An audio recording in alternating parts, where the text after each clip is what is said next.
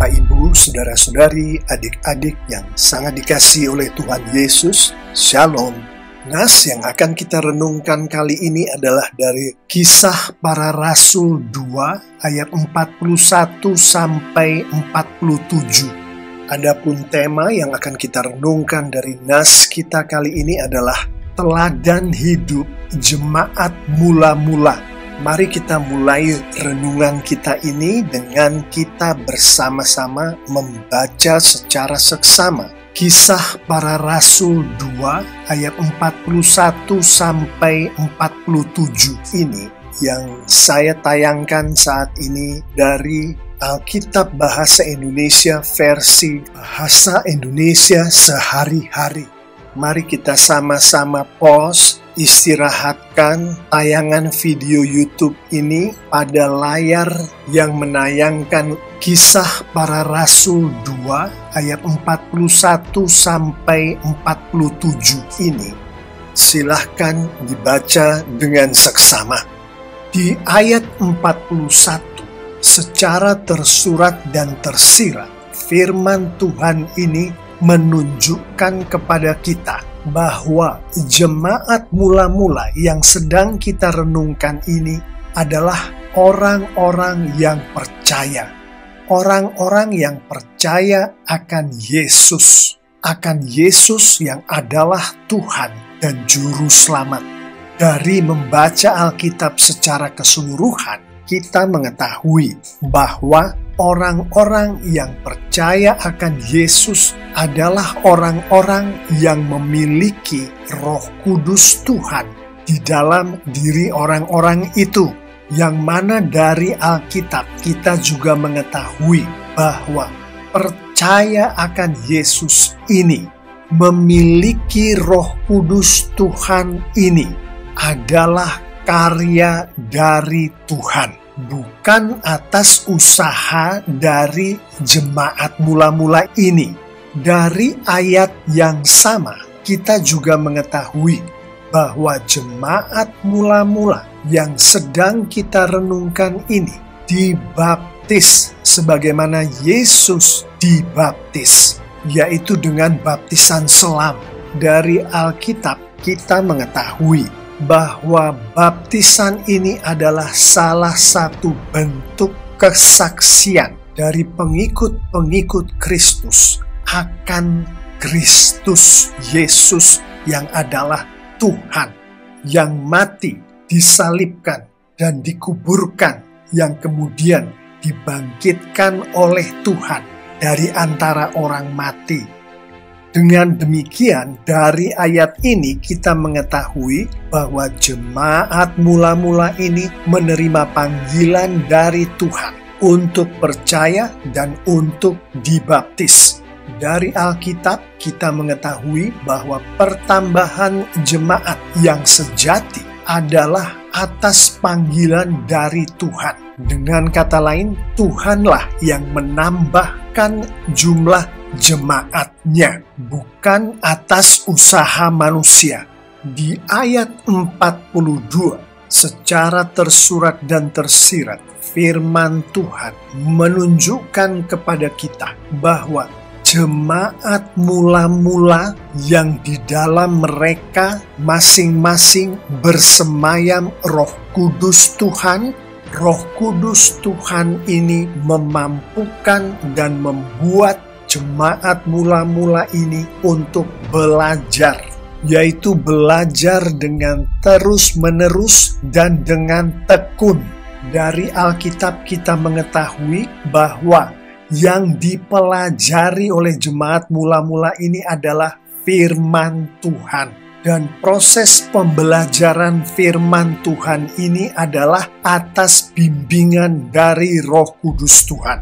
Dari ayat yang sama, kita mengetahui bahwa Roh Kudus Tuhan yang ada di dalam jemaat mula-mula ini memampukan dan membuat jemaat mula-mula ini untuk berkumpul, yaitu berkumpul selalu dan berkumpul bersama-sama, yang mana berkumpul ini digerakkan atas dasar Roh Kudus yang sama yang ada pada diri jemaat mula-mula ini masing-masing.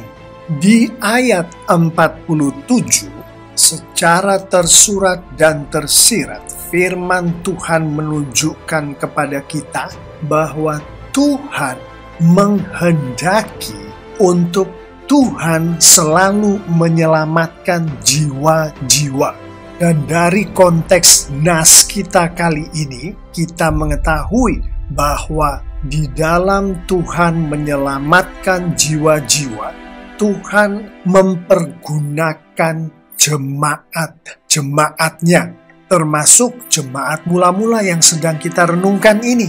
Tuhan menggerakkan Roh Kudus Tuhan yang ada di dalam jemaat-jemaatnya ini sedemikian rupa sehingga Tuhan dapat memakai jemaat-jemaatnya ini untuk menyelamatkan jiwa-jiwa yang sedang Tuhan tuju untuk Tuhan selamatkan.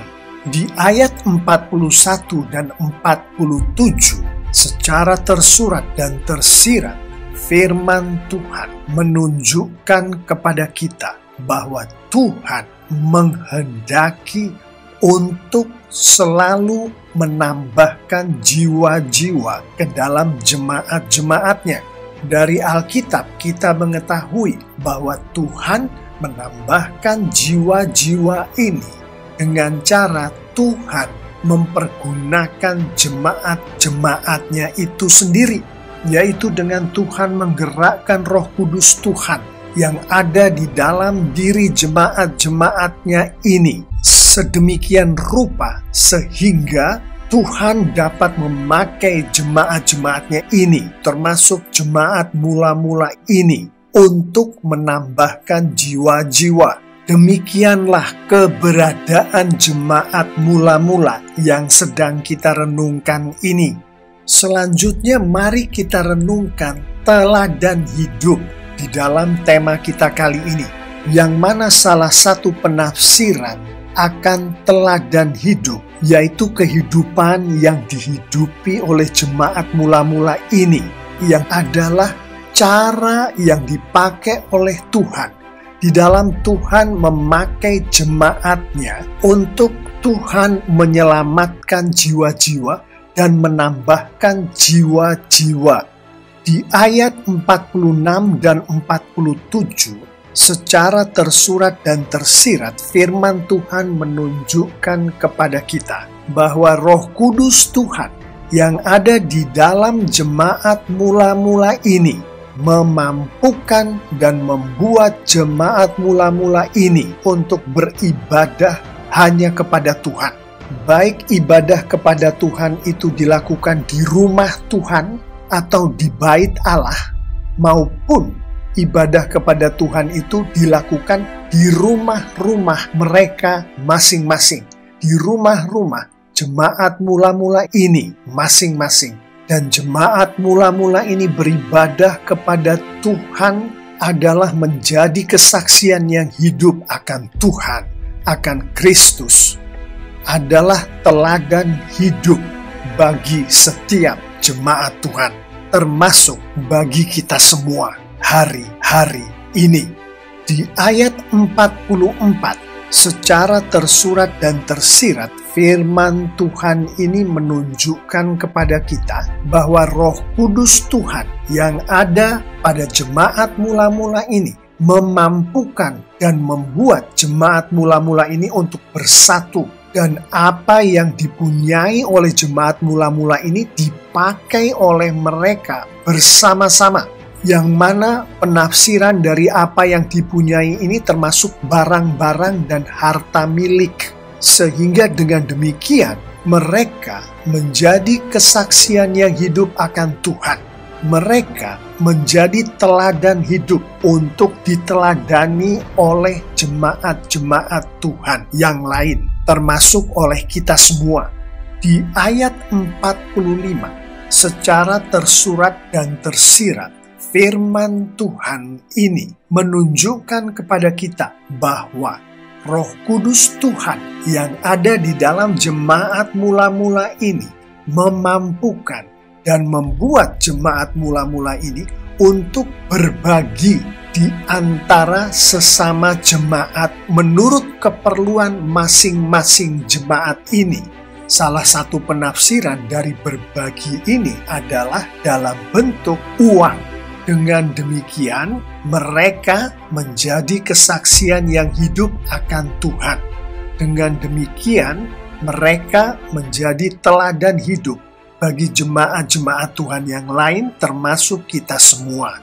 Di ayat 46, secara tersurat dan tersirat, firman Tuhan menunjukkan kepada kita bahwa Roh Kudus Tuhan yang ada pada jemaat mula-mula ini memampukan dan membuat jemaat mula-mula ini untuk bersekutu dalam rumah tangga mereka, yaitu bersekutu dengan gembira dan dengan rendah hati.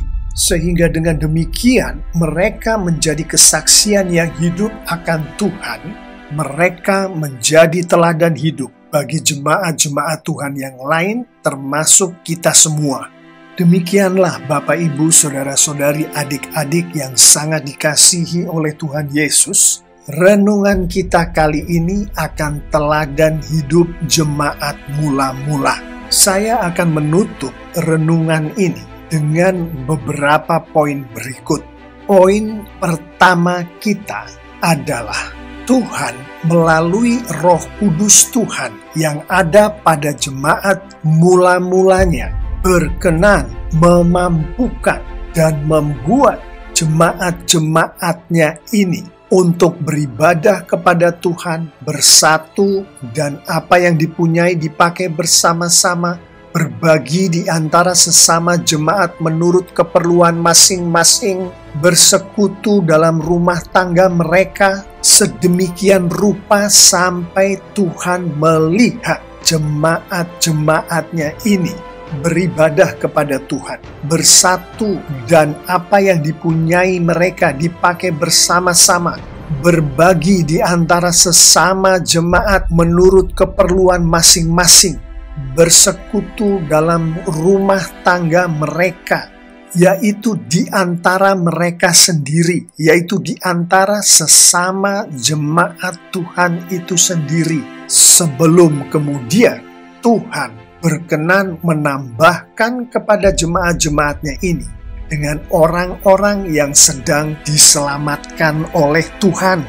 Poin kedua adalah dari konteks nas kita ini, kita melihat bahwa Tuhan berkenan menambahkan jiwa-jiwa dengan jiwa-jiwa yang sedang diselamatkan oleh Tuhan kepada jemaat-jemaatnya, bukan karena apa yang dilakukan oleh jemaat-jemaat Tuhan ini kepada orang-orang yang belum kenal dengan Tuhan. Bukan dengan Tuhan membuat jemaat-jemaatnya untuk menghormati kepercayaan orang-orang yang belum kenal dengan Tuhan. Bukan dengan Tuhan membuat jemaat-jemaatnya untuk mengunjungi dan membawa hadiah kepada orang-orang lain yang belum kenal dengan Tuhan pada saat orang-orang yang belum kenal dengan Tuhan itu sedang merayakan hari raya mereka. Bukan dengan itu semua, bukan dengan Tuhan membuat jemaat-jemaatnya berinteraksi dengan orang-orang yang belum kenal dengan Tuhan, tetapi dengan Tuhan membuat jemaat-jemaatnya untuk berinteraksi satu sama lain. Interaksi itu terjadi di dalam tubuh jemaat-jemaat Tuhan itu sendiri, termasuk jemaat-jemaat Tuhan itu satu sama lain, saling mendukung untuk beribadah kepada Tuhan, untuk bersatu, dan apa yang dipunyai mereka dipakai bersama-sama di antara mereka untuk berbagi di antara sesama jemaat Tuhan menurut keperluan masing-masing mereka, untuk bersekutu dalam rumah tangga mereka, dan dengan demikian Tuhan berkenan menambahkan jiwa-jiwa kepada mereka, kepada jemaat-jemaatnya ini dengan orang-orang yang sedang diselamatkan oleh Tuhan. Poin terakhir untuk bagian penutup di renungan kita kali ini adalah di dalam Tuhan, melalui Roh Kudus Tuhan yang ada pada jemaat-jemaat Tuhan, termasuk jemaat mula-mula ini, memampukan jemaat-jemaat Tuhan untuk satu sama lain saling mendukung di dalam menghidupi kehidupan untuk diteladani ini, yang antara lain termasuk beribadah kepada Tuhan, termasuk bersatu, dan apa yang dipunyai oleh jemaat-jemaat Tuhan ini dipakai bersama-sama di antara mereka, termasuk berbagi di antara sesama jemaat Tuhan menurut keperluan mereka masing-masing, termasuk bersekutu dalam rumah tangga mereka. Tuhan menghendaki untuk jemaat-jemaatnya ini terlebih dahulu menghidupi berkat-berkat, termasuk kemampuan-kemampuan, termasuk buah-buah Roh Kudus Tuhan secara nyata di dalam kehidupan mereka. Sebagaimana yang sudah kita renungkan tadi, yaitu Tuhan menghendaki jemaat-jemaatnya untuk menghidupi percaya dan dibaptis, untuk menghidupi belajar dan berkumpul, untuk menghidupi dipanggil dan dipakai oleh Tuhan sebagai alat-alat Tuhan.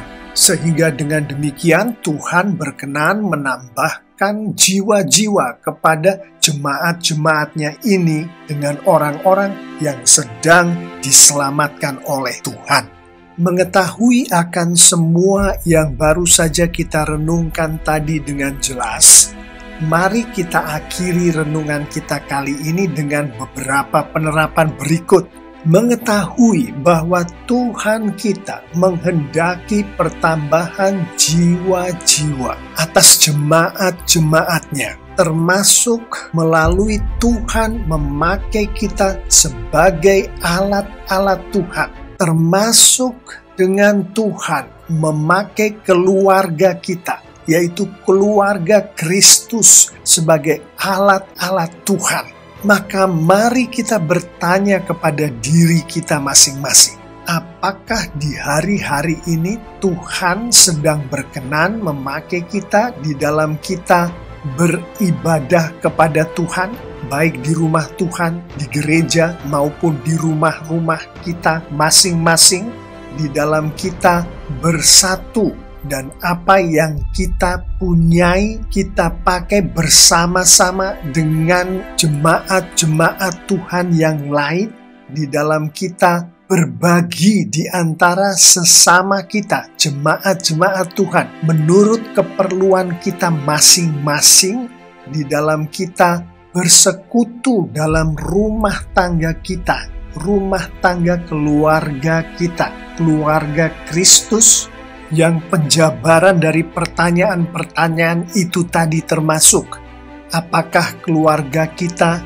rajin ke gereja dan rajin melakukan altar keluarga atau mesbah doa keluarga sebagai bentuk ibadah kita kepada Tuhan kita? Apakah kita saling memenuhi kebutuhan satu sama lain, kebutuhan akan barang-barang dan harta milik sebagai sesama anggota keluarga Tuhan, sebagai sesama anggota keluarga Kristus? Apakah kita saling berbagi di antara sesama anggota keluarga Kristus yang memerlukan bantuan keuangan? Apakah keluarga kita memiliki waktu bersama, seperti misalnya waktu makan malam bersama, di mana sesama anggota keluarga bisa saling bercurah hati dan saling menguatkan dan bersendau gurau bersama dari hari lepas hari? Mengetahui bahwa Tuhan menghendaki pertambahan jiwa-jiwa ini, dan Tuhan berkehendak untuk memakai kita sebagai alat Tuhan. Di dalam Tuhan mewujudkan kehendak Tuhan ini, Maka sebagai penerapan bagi kita semua untuk kita hidupi setiap hari sebagai bagian dari keluarga Tuhan adalah termasuk berdoalah memohon Roh Kudus Tuhan agar Tuhan berkenan memakai kita dan memampukan kita di dalam kita beribadah kepada Tuhan. Baik beribadah di rumah Tuhan, di gereja, maupun beribadah di rumah-rumah kita. Di dalam kita bersatu dan apa yang kita punyai, kita pakai bersama-sama, yaitu barang-barang dan harta milik kita. Kita pakai bersama-sama dengan sesama anggota keluarga Tuhan. Di dalam kita berbagi di antara sesama keluarga Tuhan menurut keperluan kita masing-masing dalam hal keuangan. Di dalam kita bersekutu dalam rumah tangga kita, yaitu bersekutu dengan gembira, dengan sukacita dan rendah hati. Termasuk sebagai contoh waktu makan malam bersama di dalam keluarga kita. Demikianlah teladan hidup jemaat mula-mula untuk kita teladani setiap hari di dalam kehidupan kita. Bapak, Ibu, saudara-saudari, adik-adik yang sangat dikasihi oleh Tuhan Yesus, saya mengimani jika kita semua pengikut-pengikut Tuhan Yesus menghidupi, melakukan firman Tuhan ini, tentunya dengan bimbingan dan urapan dari Roh Kudus Tuhan, lengkap dengan penerapan-penerapan yang baru saja kita renungkan tadi, maka Tuhan kita semakin dimuliakan dengan luar biasa. Amin.